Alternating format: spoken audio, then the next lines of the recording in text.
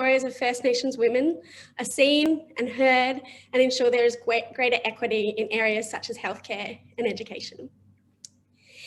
If we haven't met before, my name is Jessica Bean and I'm a patient living with cystic fibrosis. I have the great honour of chairing Patient Voice Initiative, a multi-stakeholder organisation working to enhance the voice of patients in healthcare decision-making. It is an absolute pleasure to be sharing this session today. I hope you have a cup of tea to sit with and enjoy, because you're in for a real treat. Today is all about celebrating the contributions of women and amplifying their voices.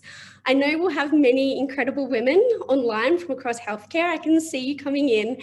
And I also wanted to thank you for the work that you do, the impact you make, the perspective and leadership that you bring to your roles, to your workplaces, and to your communities. I am really fortunate that I personally have had some incredible women mentors in this area across pharma, the not-for-profit sector, and healthcare. And without them, I don't know that I'd be doing the work that I do today. Today, though, I want to highlight some and also celebrate some of the women who represent the types of community that inspire our work at Patient Voice Initiative, the stories of patients. Through various roles that I hold in advocacy and also at PVI, I get to speak and collaborate with patients most days. And the one thing that really always blows me away, especially in the past 12 months, is the resilience that patients living with chronic illness or caring for people with chronic illness develop to ensure that despite living with challenges many would consider the most overwhelming or even scary thing that they could imagine, they find ways to challenge that diagnosis, to live and to thrive. And they often do it without complaining or recognition of the loads that they're carrying. It doesn't mean that the battles they face are easy, or even that those who live with lifelong conditions get used to it, but their ability to adapt is absolutely phenomenal. The rest of the world, it doesn't stop when you receive a diagnosis. You just learn to rise. And looking at our panel today, the women that we have chosen to speak embody this so beautifully. All of these women live with additional considerations that come with health management from a patient or from a carer perspective. But each one of them chooses to challenge their diagnosis by excelling in motherhood, their careers, and their personal endeavours. And by total coincidence, all of our panellists today are also mothers, of girls. They are raising the next generation of strong, courageous women. And if the last week has taught us anything, it is how much we need their voices. This is probably the point at which I would love to be in a room pumping like Alicia Keys, this girl is on fire. But I hope that you will join me from your desk as we welcome and celebrate Emmy, a triathlete, photographer, mother and kidney transplant recipient; Ashley, a lecturer in dietetics, blogger, new mum and living with diabetes; Alex, a mother, business owner, internationally renowned advertising photographer and cystic fibrosis patient; and Agnes, president of the Australian Sickle Cell Advocacy Inc., nurse, mother and carer for her daughter who lives with sickle cell disease. We will definitely make sure that we leave some time for questions at the end, and these women I know are really generous with their knowledge, so I hope you'll take the opportunity to learn from them and pop your questions in the question box when you get a chance. For now though, Emmy, I'm going to kick off with you. 2020 was a really challenging and difficult time in many ways for all of us. But there was something in your life that was life-changing in a more positive way. Can you tell us a little bit about that and also what it's meant for your family? Absolutely. So in 2020, I was still in kidney failure and on dialysis. And in the midst of that pandemic, I was told that they were putting a hold on kidney transplants for a lot of various reasons, which I completely understood. And so I sort of stopped waiting for my kidney and just really tried to be really present with my children, homeschooling and just really focusing on being with them. And it did in some ways when I was told that the transplants were being put on hold, obviously I was completely devastated, and worked through that process. But in some ways it kind of was a bit relieving, because for the year or 18 months before, I was constantly waiting by my phone for that call, and I felt like it was really holding me back. Once I sort of let that go, I felt I could be really more present. And in the September school holidays, I'd been training for my first ever sprint triathlon. I was super fit. I had stopped taking my phone for walks, all of that jazz. Thursday morning, about 5 o'clock, the kids had come into bed with us. And then all of a sudden my phone rang, and I looked at my Garmin and I was like, oh my gosh, it's my doctor at 5.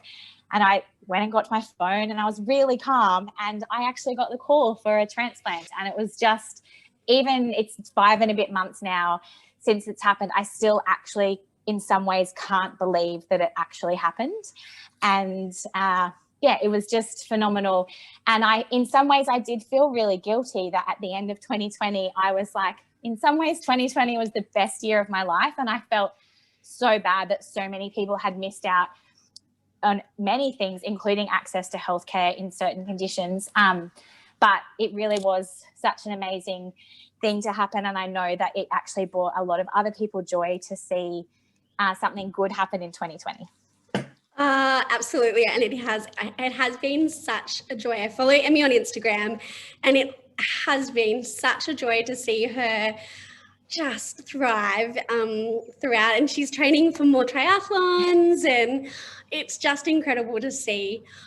I know that contrast, Alex, is something that you also felt a little bit, and you've created actually a really beautiful video that highlights that contrast just so perfectly. I think we're going to try, tech gods permitting, and play that now. Okay.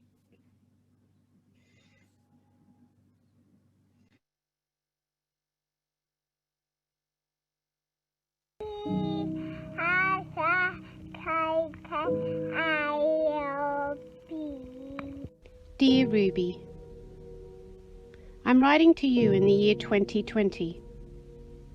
It's gone down in history as being an epic failure of a year. A global pandemic completely changing the world we live in. Do you have curly hair? Yeah. People lost their lives completely alone. Families were separated and businesses closed. We spent 200 days at home, just the 3 of us. We had to be extra careful because of my health. I felt guilty and terrified because of this. Happy birthday, dear. But we had you. And I want you to know, when you look back in history, that this year cannot be defined by one single word or explanation. Each person will have different memories of this time, mixed emotions and very different circumstances depending on where they lived. At first, we felt trapped, but you showed us we were the lucky ones. This is a cat party. While the world around us paused, our life with you was full of so much happiness.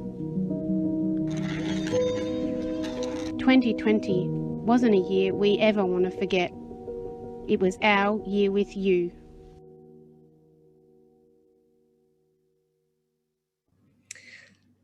I can see that Ash has made the comment that video makes her a little bit teary, and I've watched it so many times, and every time I get a little bit teary because it is just such a powerful clip, Alex, and my goodness. Can you walk me through, I guess, why you had to be so careful last year, and also all the things that you had to evaluate when choosing that best approach for your family? Because you're at home, I think, for nearly 200 days, it said in the video, not even like grocery shopping or the little things that many of us were able to do as their daily outing. Yeah, sure. So I can vividly remember the first COVID case coming into Australia, and it was actually on Australia Day, where someone travelled on a plane, I think it was from Sydney to Melbourne. And that was sort of the first spark in my mind. I thought, okay, something is not right here. Like, you know, I'm always wary of what's going on in the community in terms of like the flu or any kind of illness, but this sort of didn't sit right with me. So I sort of watched the news for the next couple of weeks, and it was probably the last week of February, which I made a decision to completely isolate with my daughter at home. My partner, Mike, he's a carpenter, and he was still working. And I guess we had sort of this tension, I guess, in the house too, because, you know, I've always been very proactive and about how I look after myself and, you know, trying not to put myself at risk. And it was against the norm for the general public. Like, I started sort of posting my little isolation diary, I guess, on my Instagram, and people were saying to me, what are you doing? Like, are you okay? And I said, no, I really think this is what I need to do to protect myself. So I was sort of 2 weeks, I guess, ahead of the curve in terms of isolating at home. And they were really, really challenging 2 weeks, because I guess like everyone went through that lockdown tidal wave of ups and downs, but I sort of felt like I was maybe going to be isolated on my own, and everybody else was just going to continue living their normal life. So it was difficult to be headstrong to know that that was the right thing to do, but it definitely was.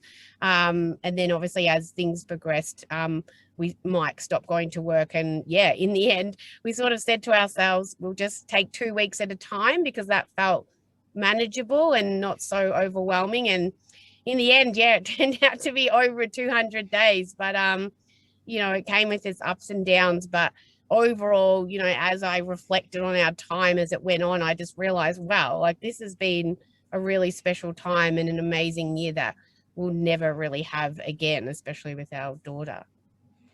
Yeah, and I think that intuition is something that's so powerful as we navigate the choices that we make for our health. But as you say, it impacts, the choices that we make impact not just ourselves, but our whole families, including your partner and his work. But such an important thing to do. And I'm so happy that you're here and healthy and able to join us today.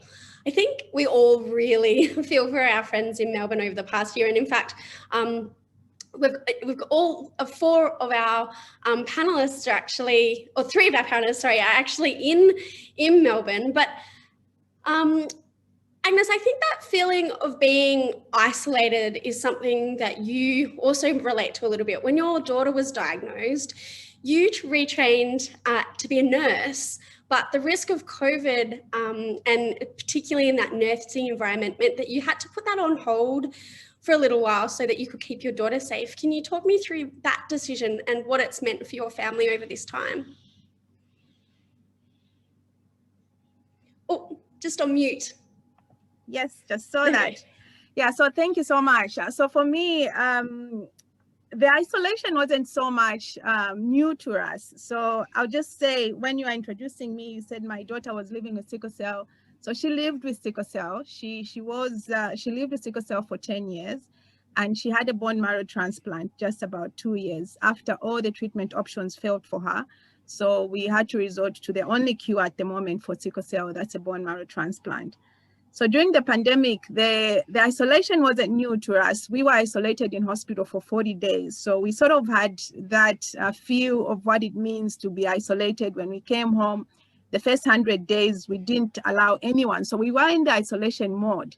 But the only difference with what was happening was when the COVID came, and being this virus that was just so severe, I had to choose whether I should get that income or I'll have to put especially my daughter at risk. So I was a clinical manager in a nursing home, and I tried, before even the hospitals or the government introduced masks, and then my boss allowed me to wear masks and gloves, but I just couldn't. I was so paranoid that every time I touched something, I think I maybe went through a box of gloves, changing, wiping. After 2 weeks, I told my boss that I just couldn't do it. I just couldn't. So I was working 4 times a week. I had to put my job on hold and opted to go casual. So I came back home and we continued isolating because my daughter at the time, she didn't have a full immune system. She was still having immunization. So that meant that she was still in this bubble and we didn't want to risk anything. In the house, no one went out except for my son to buy groceries. Unfortunately, my husband also, who works away in the mines, when we were in lockdown, the lockdown found him at home. So that's in a nutshell, that's what happened. I had to leave my job. I haven't gone back yet. And I'll talk to you about my job later. But yeah, so the isolation wasn't new, but it was a very scary moment for us. I never went out except taking her to 3 appointments, and all our family were pretty much just us for the whole period. Yeah, I think that when we talk about those unseen loads that we carry as patients and all the decisions that we have to make every day, the experience of COVID really amplified those, and we were on a daily basis having to make many more choices and potentially feeling like those choices were, like life or death choices in some circumstances.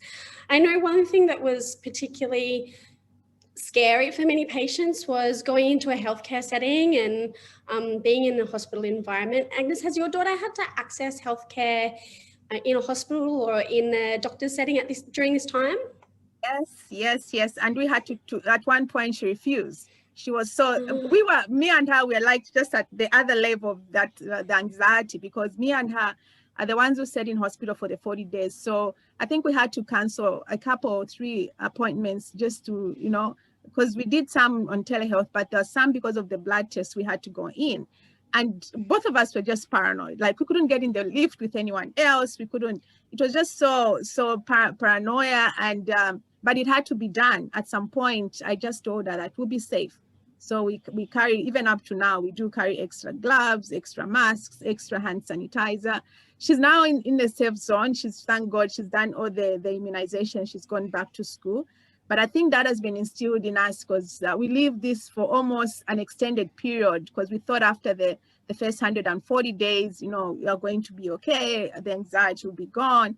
But it sort of carried on for the whole year. So that anxiety, or to say that she's still, if anything, her immune system is still compromised. So even the hospitals, so we had to cancel a few. Yeah. Yeah, it was a really delicate challenge that I think many of us had to make. As I know you're really used to dealing with the healthcare system as a patient, but also as a healthcare professional. But during the pandemic, you had your beautiful first baby, Nadia. How was that experience of accessing healthcare and maternal healthcare during a pandemic, and how supported did you feel in that? Thanks, Jess. Yeah, that was a interesting time because everyone, as soon as I found out I was pregnant, it was like the very start of that unknown of COVID. And at that time, it was probably around April or so that I found I was pregnant. We didn't really know what COVID, like the impact of COVID and like the effects and the long-term effects and all that kind of stuff. And it was just entering Australia. So it was quite a scary time. And I remember, thinking, I don't want to go outside. It was quite nerve-wracking. We all started working from home, and because working at a university, we were in contact with lots of students, lots of public places, and I was just like, I'd much rather be working from home. So thankfully our work had that option, and I took it up as soon as I could. But being pregnant and having checkups meant that I had to go into a hospital, had to get blood tests and things that were unavoidable. And I think I was at the very start when I go into the GP and getting those scans done, I was really grateful for how strict they were in terms of, sanitizing your hands, wearing gloves, only one person can go, even though that meant that my poor husband couldn't come to majority of the appointments. I think he only attended 2 scans. It made me feel a lot safer. And same thing in the hospital was there was such a strict protocol there that safety net sort of made me feel a little bit better going in. And I didn't really have the option of telehealth because, there were a lot of physical things that you kind of had to go through, like the ultrasounds and stuff. And I didn't want to give those up because it's for the sake of my baby as well. So it was a weird challenge. And it's sort of, I think, going out there in those protected areas made me feel a bit more confident bit by bit coming out of lockdown, going, okay, as long as I get all these things done, like, you know, sanitizing your hands, wearing masks and stuff, I would feel better. And that sort of helped us integrate into life a little bit more. And I think we're lucky in that sense that, you know, living with diabetes, my risk is increased in terms of if I do get it, it really, you know, puts me at risk. But the preventative measures, I think, were the biggest thing for me and for us as a family. So I'm really, really lucky that, you know, Australia did have those really snap hard lockdowns at the start, and we benefited from that. And now moving forward, it's just a matter of just, you know, being cautious, but knowing and assessing that risk and putting yourself out there when you feel comfortable. Yeah, I think we're all feeling across Australia very pleased to see that Melbourne are starting to enjoy some of those freedoms again. I just want to pick up on the point that you made about working from home. And I guess there was a lot of things that were impacting your diabetes management last year and that might have been changing it. But do you think that being able to work from home impacted how you self-manage and made that easier or more difficult? How do you feel like working from home supported you in your diabetes management? Yeah, that's an interesting one, because when we first started working from home, I wasn't pregnant at the time, and me and a couple of friends, actually one guy from work who also has type 1 diabetes, we were going, this is really weird. Like, we're working from home, we're not as active, because normally we'll be walking around and stuff, but our sugars kept going low a lot. And, you know, we spoke about it, and I spoke to my endocrinologist about it, and he's like, it's probably stress. And suddenly it made sense. I was like, yes, we're so, you know, it is quite stressful, kind of adjusting everything to sort of online teaching, but also fearing about what's happening across the globe, and, you know, hearing all these stories from around the world about how, you know, bad COVID is and that it was coming to Australia. And the stress of all that unknown really, really impacted me with my blood sugars. And then following on from that, you know, once things started to settle down, we got into a bit of a routine at home.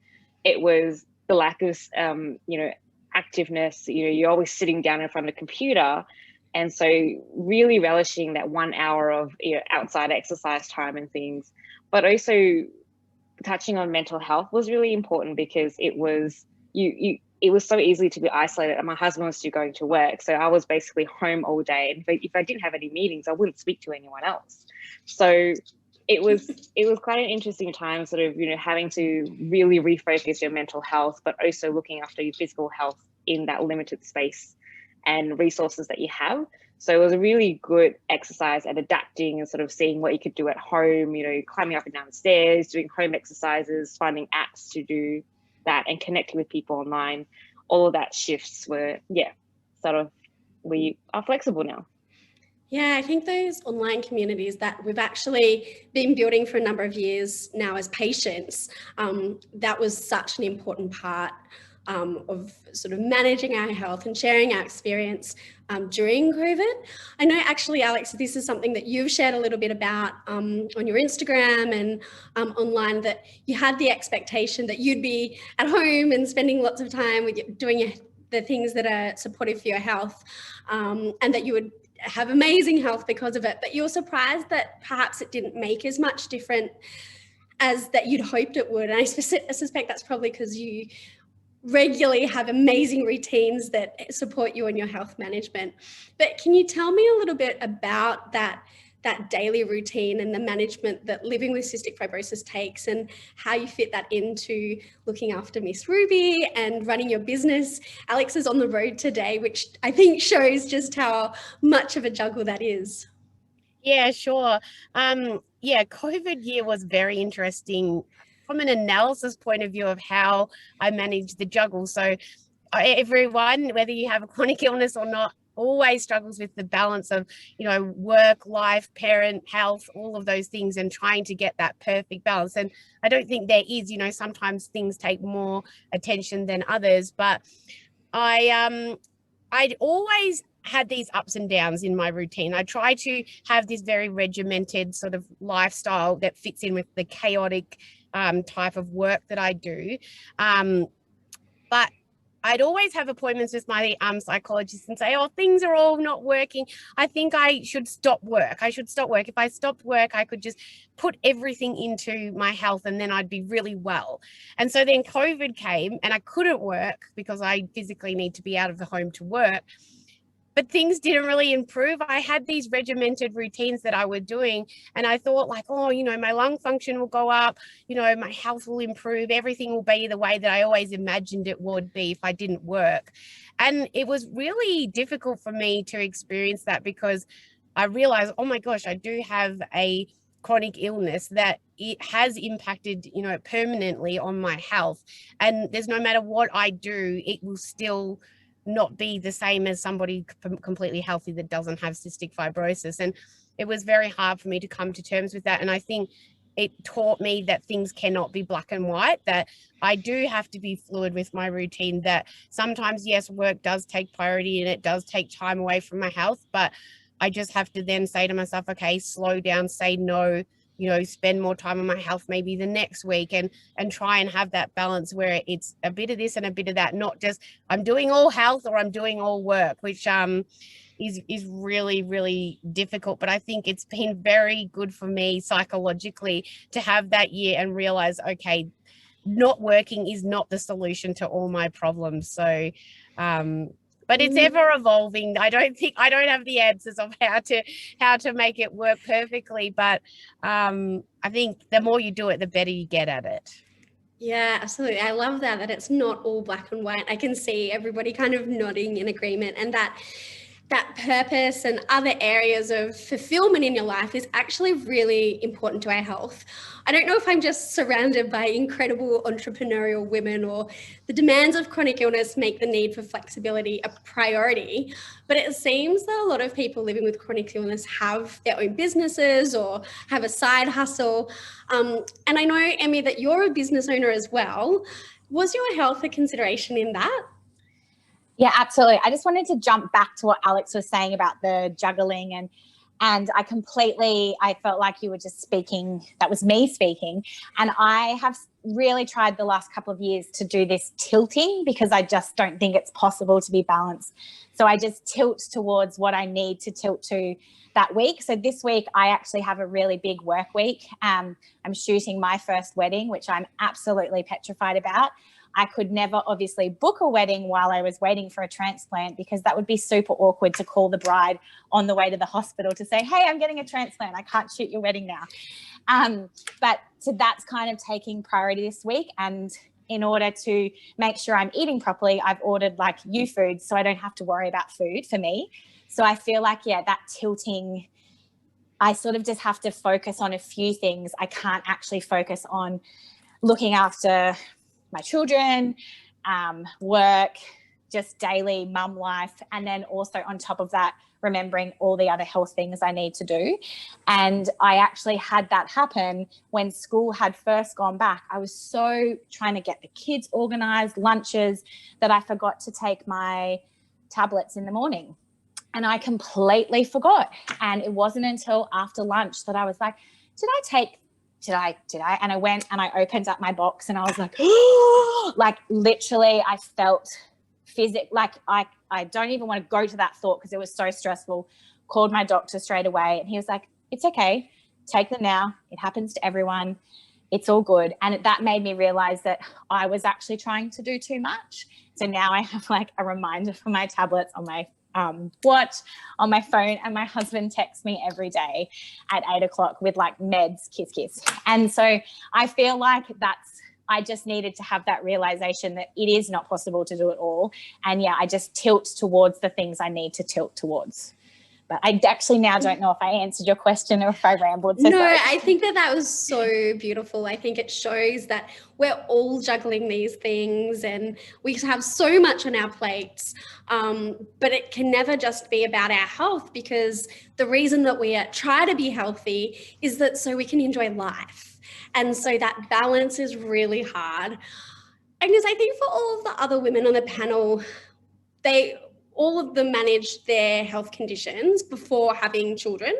But as a mother of a daughter with or recovered from sickle cell, her condition was something that entered your life at a point. And how did managing a child with a chronic health condition change you as a person, and what did it teach you? Well, for me, I did a few drastic changes in my life. So when my daughter was diagnosed, she was born here, but she was born in Perth, Western Australia. And at the time, I was working with one of the big 4 banks, and she was sick. And we were told that she's got this condition. And I went to Google. I didn't even know how to spell it at the beginning. Went to Google to look what it was. There's no cure. I was just lost at the time. I consider myself and our family from both sides actually as a healthy family, if you can put it that way, in that we never been in hospital. My dad, when my dad was passing, he was in hospital maybe for about 3 or 4 weeks. That was the time that I was sort of introduced in the hospital system to see him, and he died. But we've never experienced a lot of time in hospital. So when she was diagnosed, I was like, where do I start from?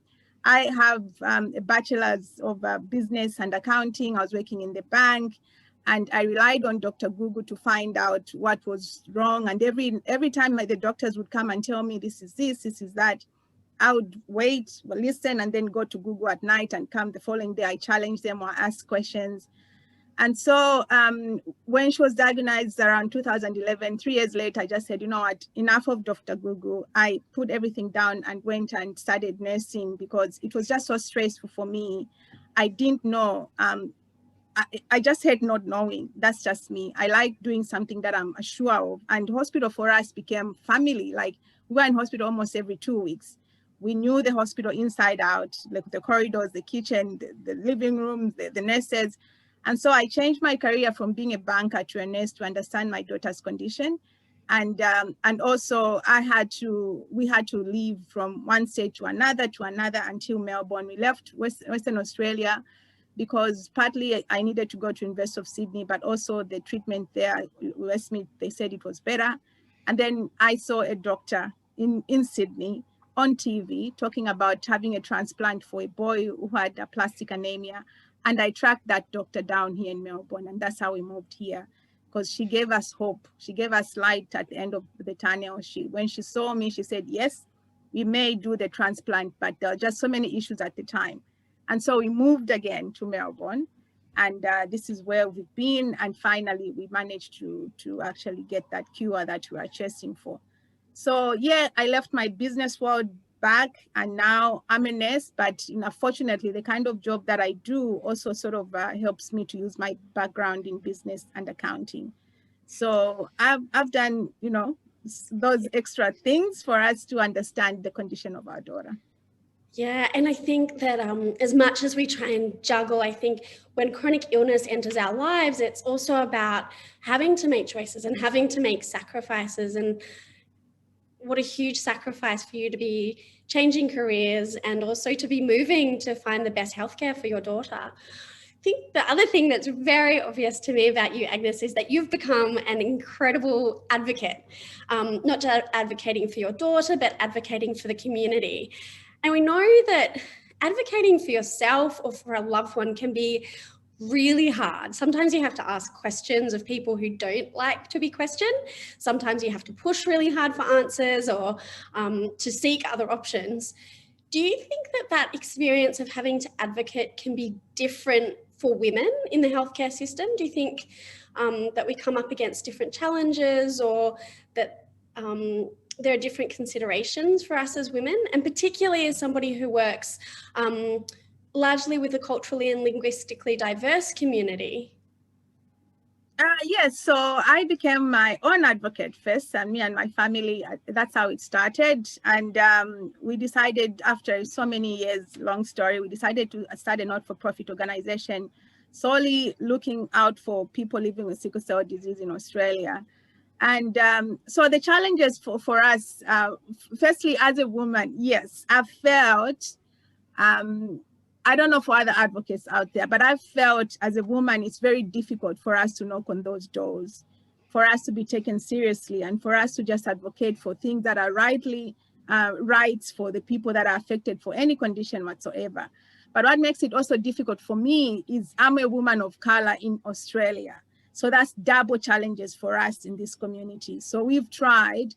There's so many things that come out as simple and straightforward for others.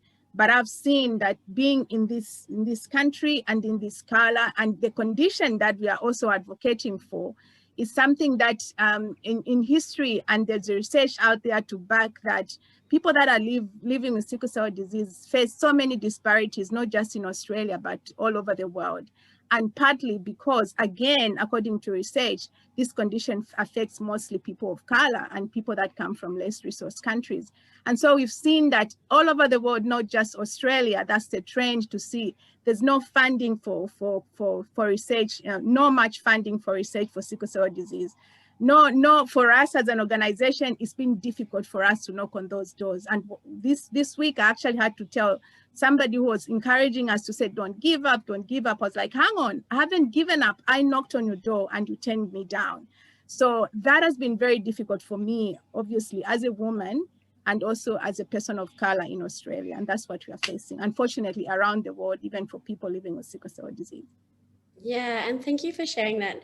You, we only met a few weeks ago, but I was just so inspired by your passion and your dedication. It's just, you are making such a difference to the people whose condition you're speaking for, and paving the way for other people to be able to advocate for themselves. I do want to leave some time for questions at the end, so please don't forget to pop questions in the question box.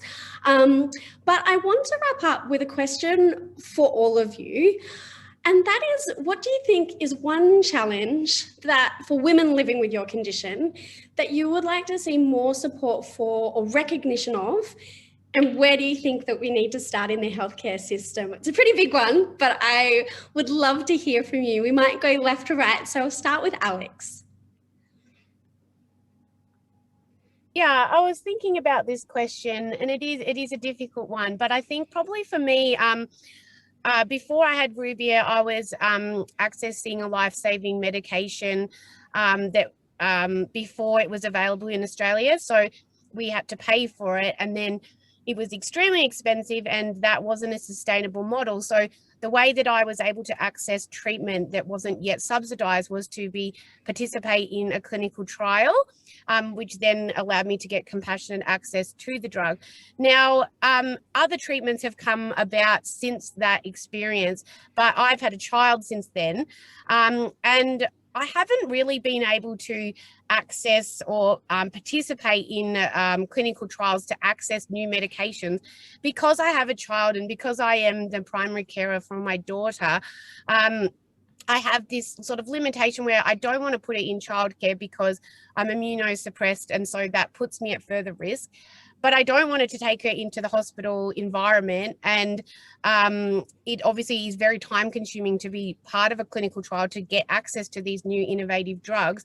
And so then you come up against this barrier of, right, I want to be able to access these new medications in a seamless way, but I don't have access to childcare in terms of something that may be affordable or accessible to me. So I find that really challenging, and something that I would like to see more support for women, that may be able to be eligible to participate in clinical trials to get access to these new medications. But we need to be heard that, our circumstances are different compared to maybe what they even were 10 years ago. I mean, I know that, pregnancy and having children with cystic fibrosis is a fairly new thing, simply because we haven't lived that long, and we are living longer. We are having children. So we need that support to be able to continue to participate and get access to those medications, because it's really hard at the moment when you're a mother of a young child. I am so pleased that you raised this issue, because this was something that I was thinking about. I'm wishing we had more time to kind of explore that a little bit, but the issue around clinical trials and access for women, I think, is really important. So hopefully that has been heard from our audience today, and it's something maybe we can talk about in a different platform another time, because I would really love to tease out some of those issues. For now, though, we'll move on to Ash and see what she has to say about that question. Yeah, so I kind of got distracted a little bit. So the question was about sort of one challenge for women living with diabetes, and what would you like to see more support or recognition of, and where do we start? Yeah, I remember seeing this question and I was like, oh, this is so big, and I have a think about it, and did I even have a think about it? I'm not sure. But I think, just listening to Alex's, talks and what everyone else has said before, it's affordability and accessibility is a big thing in diabetes care, particularly when you're looking at diabetes technology, like, the CGM that's on my arm that measures my blood glucose, my glucose levels throughout the day. And that, and my insulin pump, all of that costs a lot of money for people living with diabetes. And not everyone living with diabetes can access that because it is so expensive. You either need private health insurance, or if you don't have, if you're not pregnant, or if you're not, under a certain age, you don't get access to any subsidy when it comes to, the continuous glucose monitoring. But that was my lifesaver during pregnancy, during labor, during birth. Even now, I'm about to lose that subsidy and that safety net of being able to see what my sugar levels are doing while I'm caring for, Nadia, or breastfeeding, all those things, and my hormonal changes are still going on. All that messes with my sugars. So being able to see, hey, my blood sugars are dropping really quickly, I need to put her down, I need to be treating this hypo before I actually pick up and, do something else or call for help. That is a really big thing for me and for the safety of, my family as well.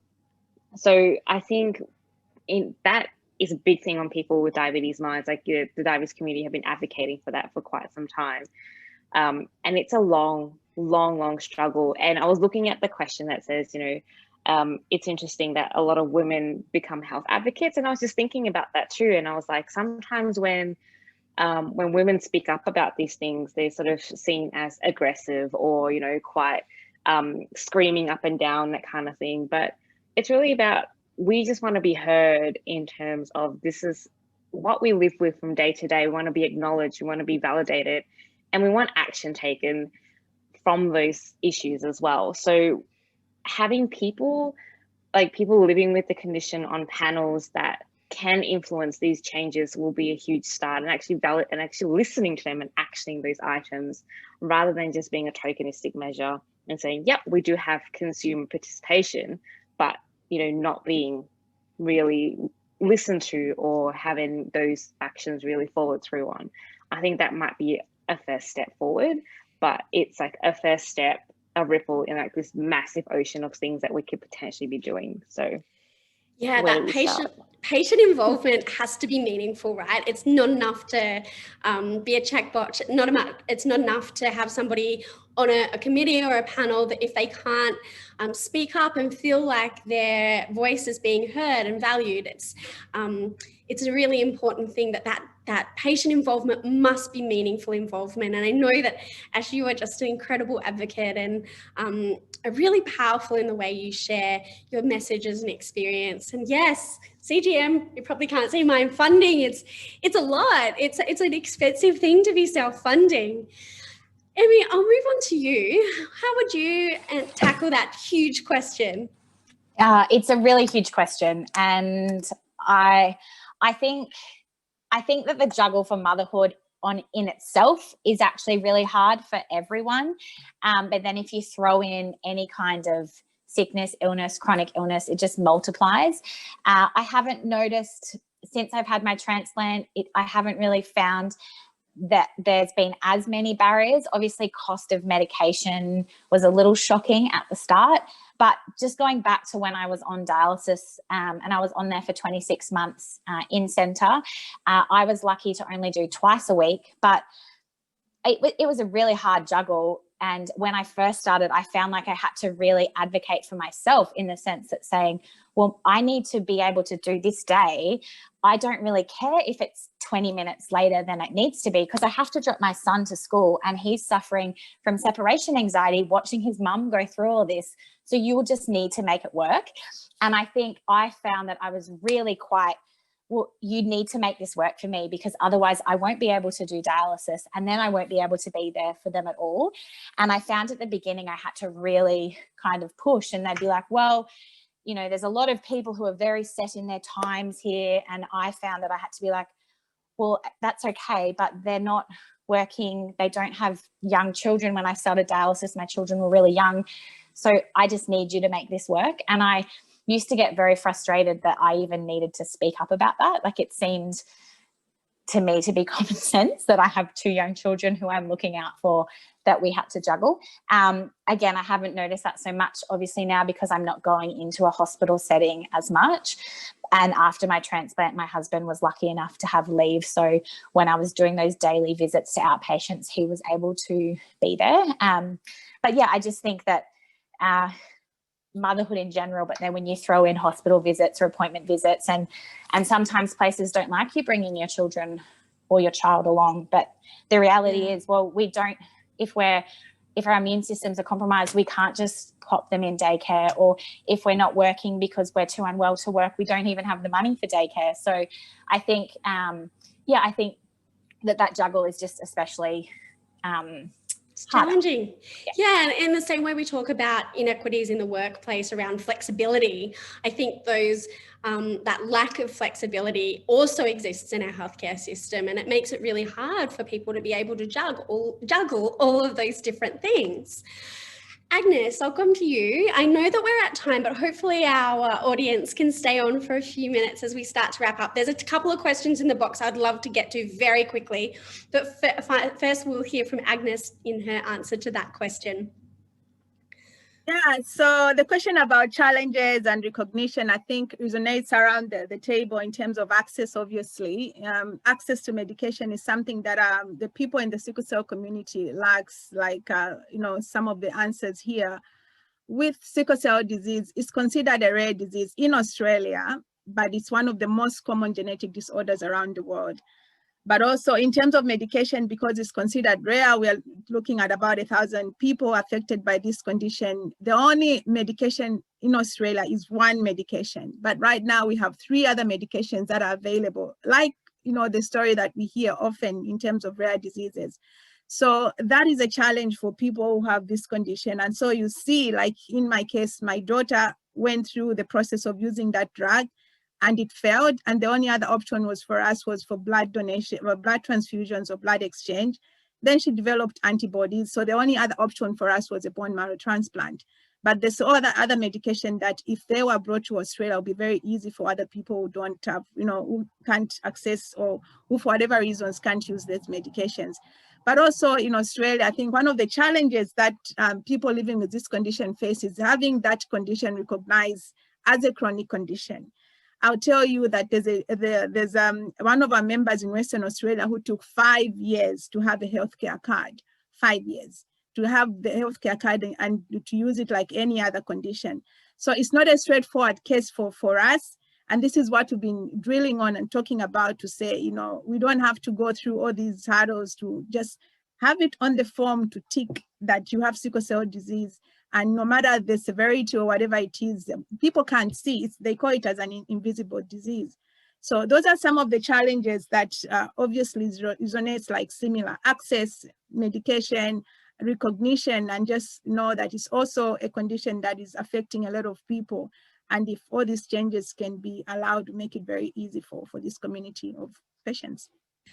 Yeah, I think that issue around access, and also not just access to provide choice, I think is really important, because when patients have a greater level of choice in the treatments available to them, it means that they can find the right treatment to help them juggle all of the other things that are going on in their lives, and navigate their health condition in a way that's right for them. We are at time, but I'm going to do a rapid fire round of a couple of the questions that are in the chat box. So get ready, but if you can keep your answers nice and tight, that would be great. I can see that we have a question about advocacy, and that it is largely women in advocacy roles. And I would have to agree. I think when I look to all of the organizations, but also the online patient groups, there is a larger number of women leading those. Why do you think that is? Agnes, I'll start with you, because you're really experienced in this space, and I can see we have the most amazing little guest panelist, Nadia. But Agnes, I'll jump to you. I think for me, I think there's just something about us women. I'll talk about myself. For me, and this is why I think if you go on our online platform, I come on Facebook Live almost every week. We like sharing as a way of trying to sort of, even if we don't have therapy, just talking to a friend, you know, a buddy, you just feel that sense of relief to say, at least I've shared with somebody. And just there, just talking to somebody, you know, that heavy burden is sort of a bit easier compared to our fellow men, and we find it easy. But also, I think we are resilient. If we are really focused about something and we really want change, I feel women just have that, you know, resilience to go for what they want. And for me, I told myself that I will talk about this. Where I come from is taboo to tell your neighbor or your friend that you have this disease or that. But I felt that talking about it was going to help me and others. And a lot of people now worldwide actually have started talking about sickle cell disease, because it's something that, you know, if you're coming from one of the African countries, you can't. It's in the family. You don't talk about the conditions. But I feel as women, when we really have put our mind to it, we actually go with the fire. And that's just something that lacks in men. Men are sort of, you know, when we're going through all this, my husband is very supportive. My husband, I'll write something or just like, he will do everything behind the computer. But you never see him. I don't know many people even see him. The only time that he was forced to speak was one or two occasions. But they're very supportive, but they're not like us. We just have that fire that is instilled in us by God, I guess, that we can speak our mind, that we can go for what we feel is right. Yeah, that resilience that all of you really, it's such a strong part of who you are. Emmy, I'll come to you. Just tight answers. I can see everybody's. I'll be very. I just think it's that we well, I know myself as a woman, I love to tell stories and I love to sit and to chat. And I think it goes back to that, like sitting in a circle and sharing tales of womanhood, motherhood, and life. Yeah, that's it. Absolutely beautiful. Alex, I'll come to you, and then if Ash would like to share, she can, but I can see that she's doing the juggle and the multitasking there very beautifully. Yeah, I would just like to say, I think women have a certain way of communicating. And for me, as you saw in the video, my way of communication is quite emotive. And I like to show that through the visuals, I guess. And I think women are very good at sort of communicating that emotion to other people to make them feel, I guess, you know, change can only happen, you know, by creating empathy and other people, you know, realizing how other people are living. And so I think women have a special way of being able to deliver that message, you know, compared to men. I mean, they have a different approach, but I think that's where women really excel in advocating and communicating. Yeah, absolutely. Ash, do you want to jump in and have the final word? That's a big thing, but I totally agree with Alex in that, like, that was my point, was that men and women probably advocate in different ways. So perhaps the way we do it is, you know, in that sense that Emmy has said, in a lot of sharing stories.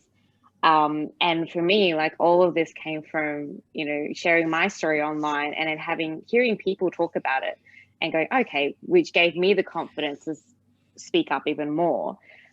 Whereas, you know, guys in the diabetes online community might advocate in a slightly different way, maybe on different topics, but I think all the voices are still really important, and it's important to sort of recognize that everyone has their story and every story should be shared equally as well.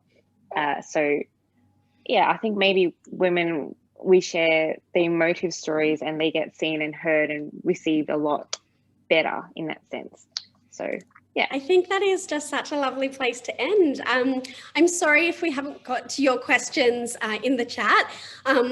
As we do, we all like to talk as women and we got carried away in talking. But if there's anything that is just a burning question that you need an answer, please direct it to the Patient Voice Initiative LinkedIn. Just comment under one of our posts and we'll be pleased to try and answer it for you or get input from this wonderful group. I think you will agree that this group are incredible women. I hope that you leave today with new knowledge about the experience of patients and particularly women, and that you can carry that with you in the work that you do.